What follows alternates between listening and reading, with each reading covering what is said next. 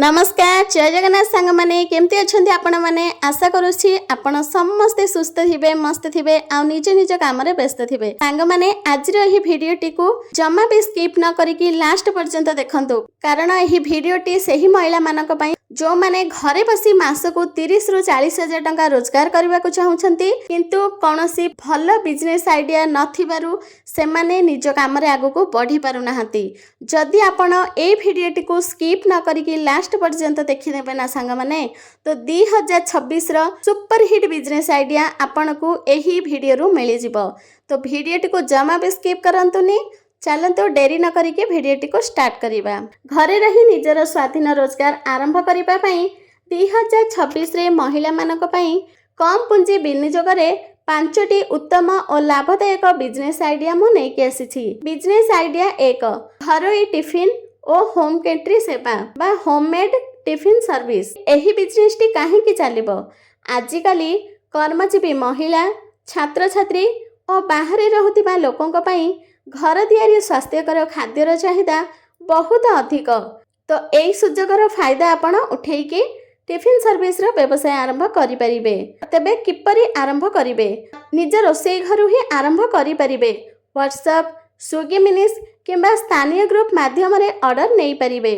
आवश्यकता एफएसएआई रो साधारण रजिस्ट्रेशन और भल पैकेजिंग सहित एही व्यवसाय टी को आरंभ करि परिबे। बिजनेस आइडिया 2 घरोई आचार बड़ी पांपड़ और मसला प्रस्तुति। एही बिजनेस टी काहे की चलिबो ओडिशार पारंपरिक आचार छतु आचार कांकड़ आचार आंब आचार और घरोई मसलार बाजार रे बहुत चाहिदा रही। एही बिजनेस टी को किपरि आरंभ करिवे कम खर्च रे घरे तैयारी करी भल ब्रांडिंग एवं पैकेजिंग सह स्थानीय दुकान किंबा ऑनलाइन रे एहाको बिक्री करि परिबे।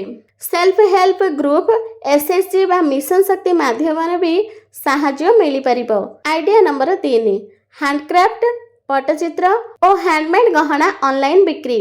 एही बिजनेस टी काहे की चलिबो ओडिसा रो Pipili chandua Pattachitra art and craft एवं आर्टिफिशियल ज्वेलरी रो ऑनलाइन रे बहुत भल चाहिदा अछि।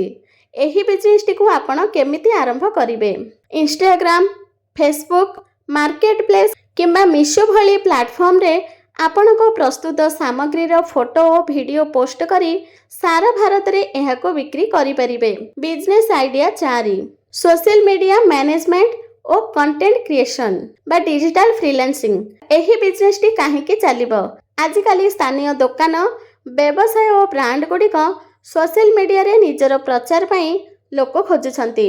एही बिजनेस टी को किपरि आरंभ करिवे जदि आपणक पाखरे एक स्मार्टफोन अछि तेबे कानवा व्यवहार करी पोस्टर बनाइबा रील्स एडिट करिबा किंबा यूट्यूब चैनल आरंभ करी भल आय करि परिबे।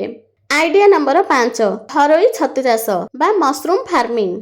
एही बिजनेस टी काहे की चलिबो ओडिशार आर्द्र जलवायु छतु चाष पई बहुत अनुकूल एवं एहार चाहिदा वर्ष सारा रही थाए। एही बिजनेस टी को आपण किपरि आरंभ करिवे घरर एक छोट कोठरी रु बटन किबा छतु चाष आरंभ करी स्थानीय बाजार और होटेल गुडी को सप्लाई करि परिवे। उपयोगी परामर्श सरकारक मिशन शक्ति सुभद्रा योजना किंबा पीएमआईजीपी भली योजना माध्यम रे महिला जोगी मानकू कम सुधरे ऋण और आर्थिक सहायता मिलुछि जहाँ व्यवसाय बढ़ाइबारे साहाय्य करिबो। तो सांग माने आपण मानकू ही 5टी बिजनेस आइडिया केमिति लागिला मते कमेंट करी निश्चय जणाइबे। जदि भिडियोटी भल लागिथिबो तेबे भिडियोटी को लाइक शेयर मध्य निश्चय करिवे आउ एई भिडियोटी को बहुत मात्रा रे शेयर करंतु ताहले जो महिला माने भी बिजनेस करिबा पई आइडिया खोजुछंती सेमानक पई बहुत लाभदायक हबो।